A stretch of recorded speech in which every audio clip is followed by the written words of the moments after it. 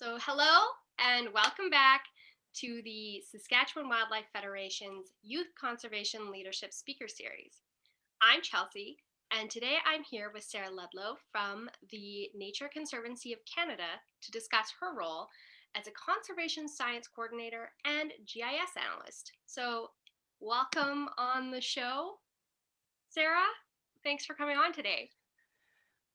Oh, thank you for having me. It's great to be here. Oh, yeah. We're really excited to have you. Before we start, do you want to tell us a little bit about Nature Conservancy and the kind of work you guys do? Sure. So, the Nature Conservancy of Canada is a national organization, so we're all across the country, and we're a nonprofit, non-governmental land trust. So that means that we own land outright, and we also hold conservation easements to sole purpose of conserving that land. Cool. Do you know how much land you own in Saskatchewan, or is that a Um, that we own in Saskatchewan? Yeah, roughly. Apparently not off the top of my head. It's a lot though. I think if we captured all of the easements, we're around like 150,000 acres. wow? Great. That's So great. So then, I guess with a more specific focus on your role, what is it that you do, and what does an average day in your job look like? yes, so my title doesn't really give you a very good idea of what I do. So I do, I guess the GIS part does. I do all of the GIS work for the Saskatchewan region. So just I'll take a step back that NCC, as I said, is a national organization, and each province functions roughly independently as its own region. So within the Saskatchewan region, I do all of the GIS, like making maps, spatial analysis that we need, that kind of thing. And I also help out with our broad scale conservation planning. Um, and I also do um, work on any research projects that we are either doing ourselves or collaborating with, as well as monitoring or um, overseeing species at risk surveys on our properties. So I So, do lots of things. yeah, a bit of a scale. Yeah, So then it sounds like you probably do have a field season then if you work on research and stuff like that. I do. Yeah. So typically with NCC, our field season is involved with monitoring our properties. So for the properties that we own, that just involves going out, seeing what shape the grass is in, um, and the other um, general habitat health, as well as checking fences and things like that. And then when we monitor our easements, that involves making sure that the regulations or restrictions in the easement are being followed. Um, so that's typical NCC fieldwork.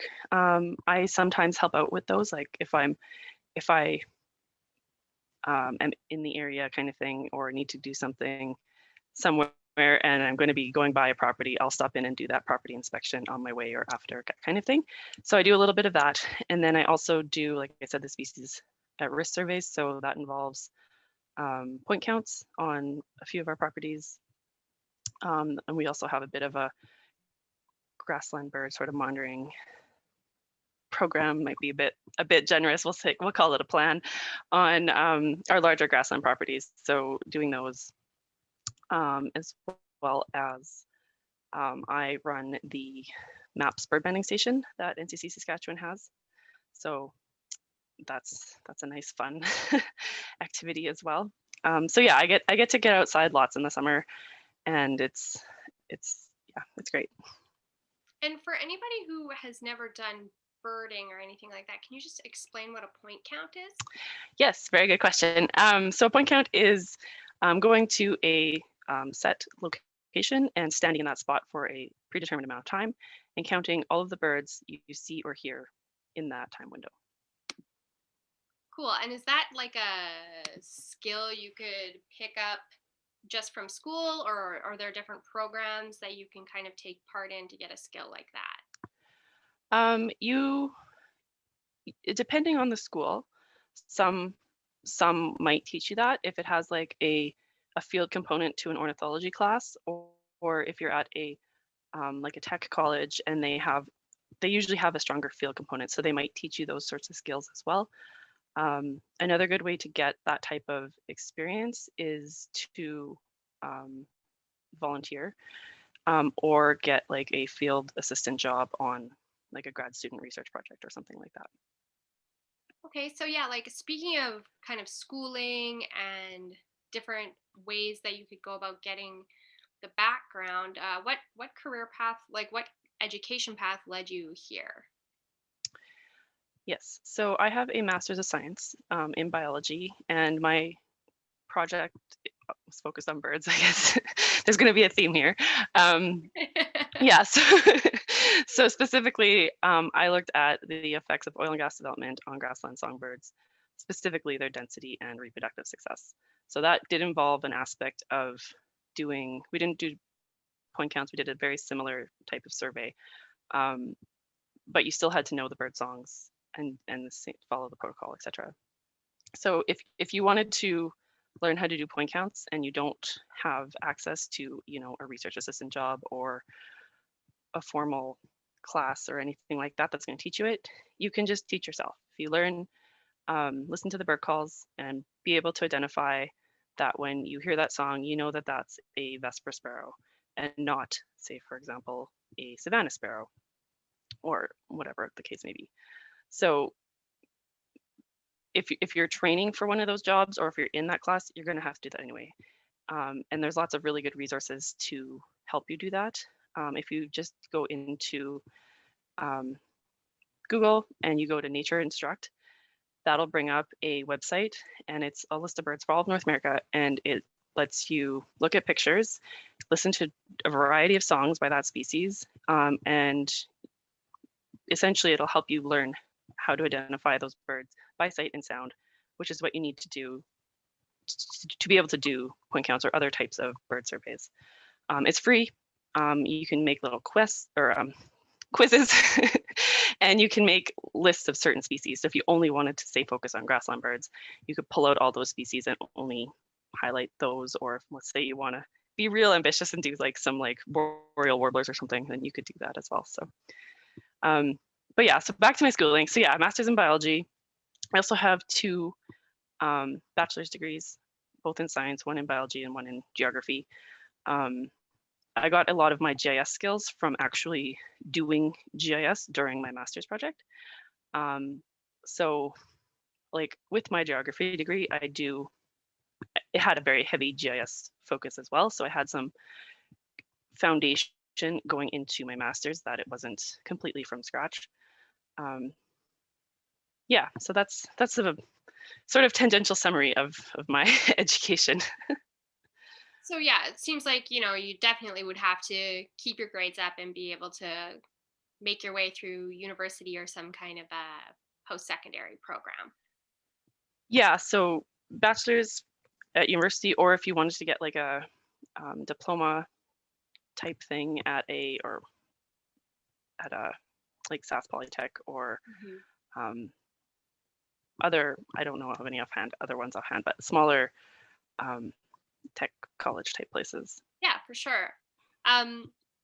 So we kind of talked about the skill you'd build with point counts. Are there any other skills that you use kind of regularly in your job? And are there ways that you can think of either through volunteering or different extracurricular that people could sort of build those skills? Yeah, that's a good question. So the GIS, I guess, which I've already mentioned, is a big component of my job.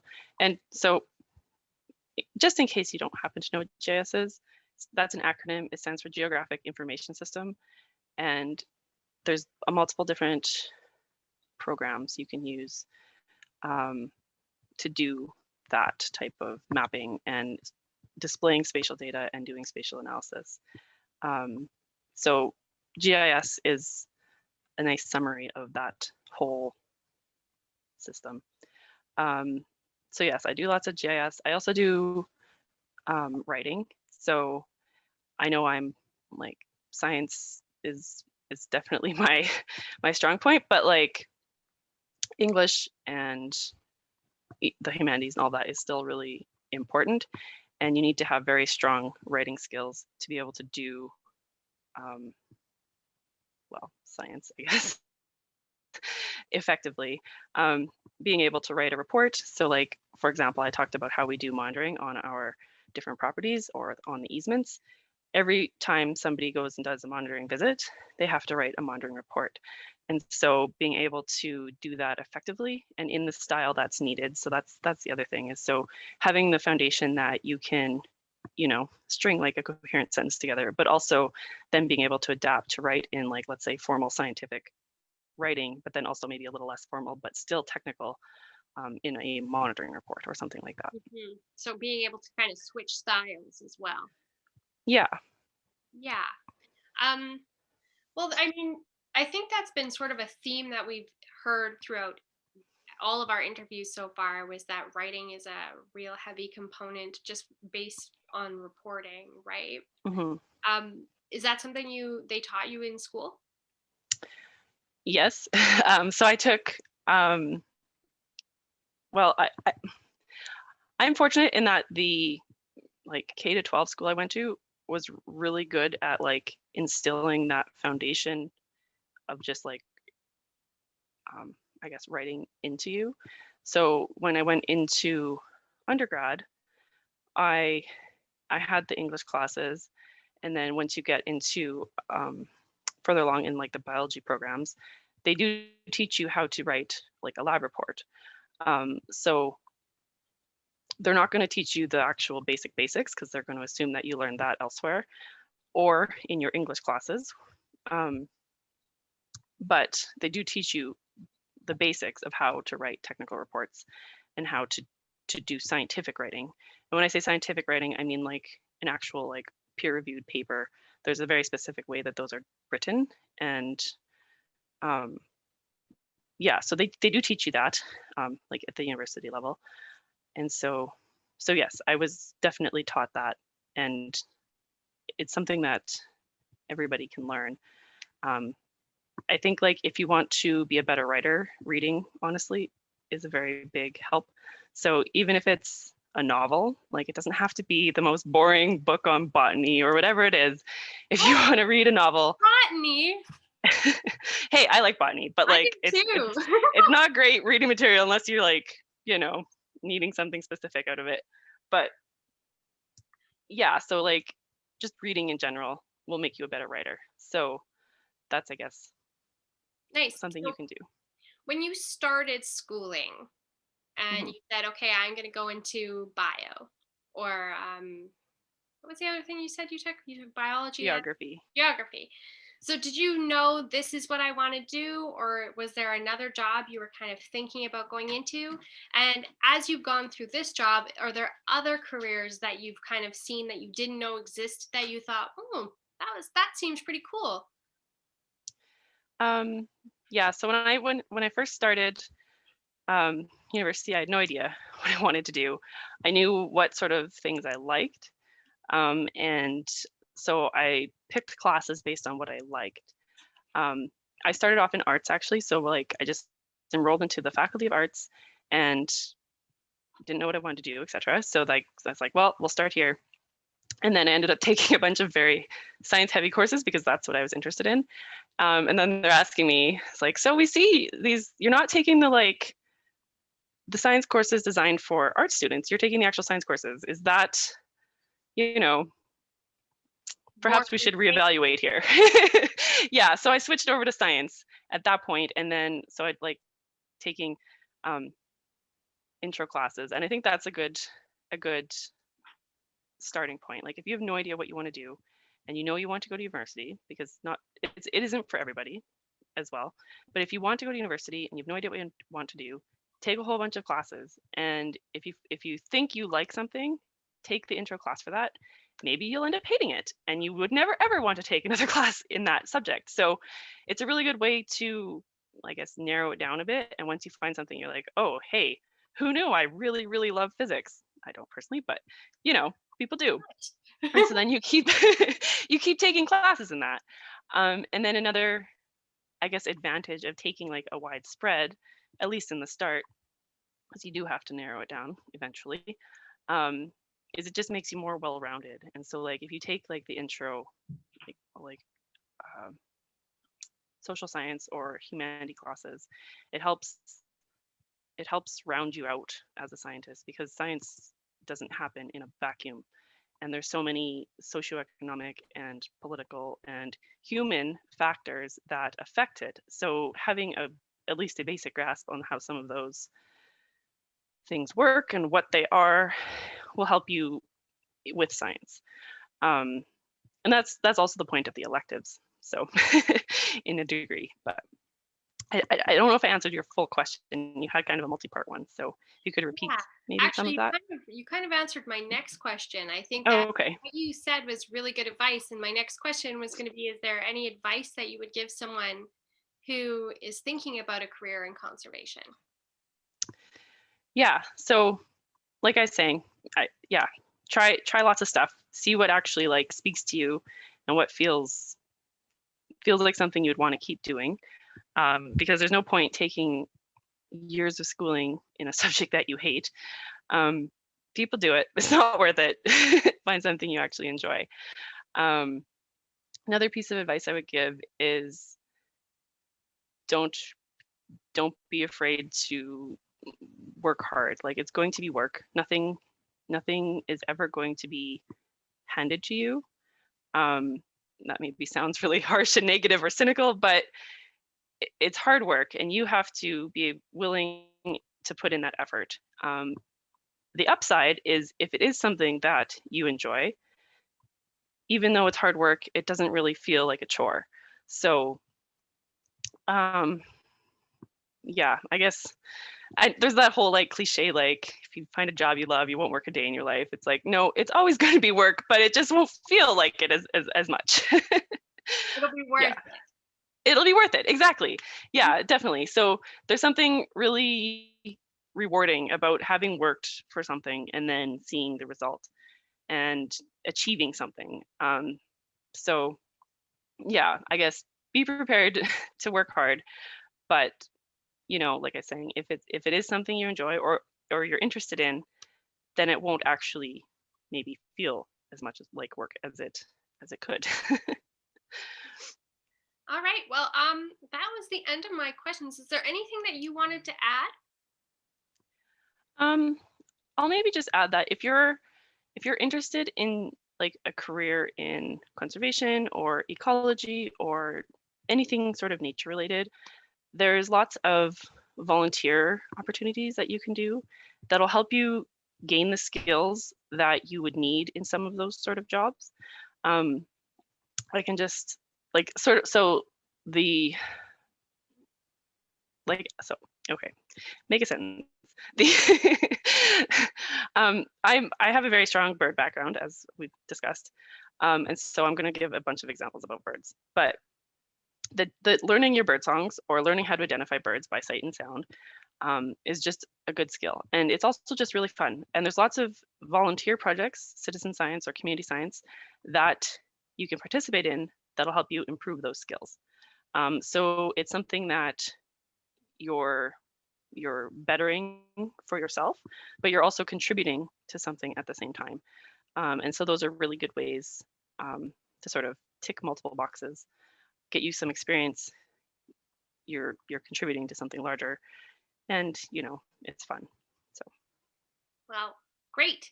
So, assuming does Nature Conservancy have volunteer opportunities? yes, we do. So we have a volunteer program that is open to the public, and so we'll host events across the province.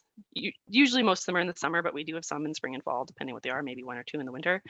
And basically the events focus on things that need to happen on the different properties. So they could be anything from pulling weeds or taking down old fence. We've put up bird boxes, planted trees, a whole host and variety of things.